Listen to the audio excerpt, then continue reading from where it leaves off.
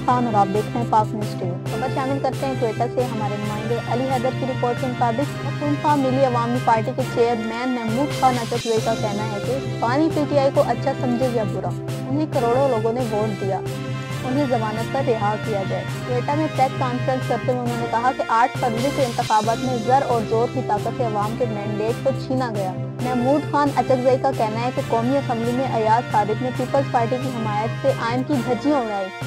इस जमीन पर छोटे सूबों के भी तहफ़्फ़ुज़ात थे। उन्होंने सवाल किया कि एक एक वोट खरीदने के लिए 70 करोड़ रुपए कहां से आए।